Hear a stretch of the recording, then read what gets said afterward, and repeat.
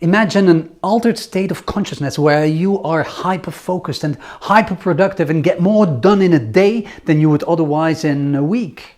Now, this altered state of consciousness does exist and is known as the flow state, or being in flow. So in this course, we're going to talk about the flow state a lot. What is flow? Why flow? Where flow? No, that doesn't make sense. How to flow? Yes, that's better. So from the original flow state theory from Csickzentmichalyi back in the 70s to the latest neuroscience of flow available. Actually, this has been a real challenge, you know. I mean, you would expect there would be a huge amount of research available covering such an exciting topic. Think again. Surprisingly enough, very little decent research has been done. But I get it. I mean, you can't just put someone under a brain scan and ask them to get into flow. That's really not how it works. So studying this has been an issue.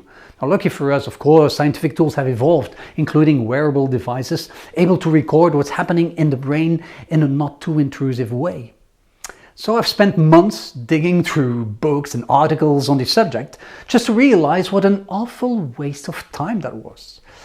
There's so much rubbish out there, so little decent academic insight on the subject.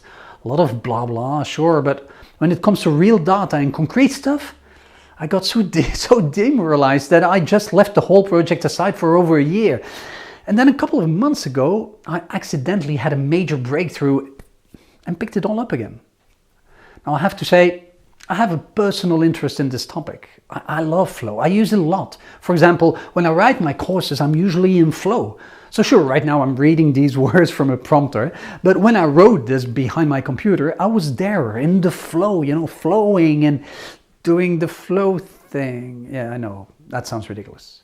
If this is the best I can come up with being in flow, you probably start doubting the whole concept of it. So, okay, maybe I wasn't at that exact moment when I wrote these lines, but most of the time I am. I mean, when I'm writing, not now. Then this is also confusing.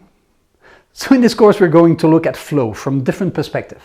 What it is, how to recognize it, and the difference with focus.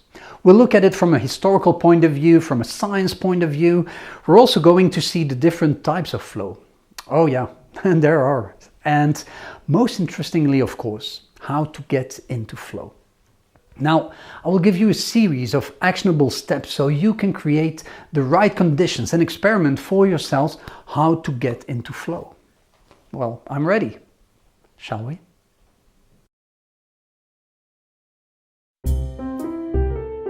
Sharpen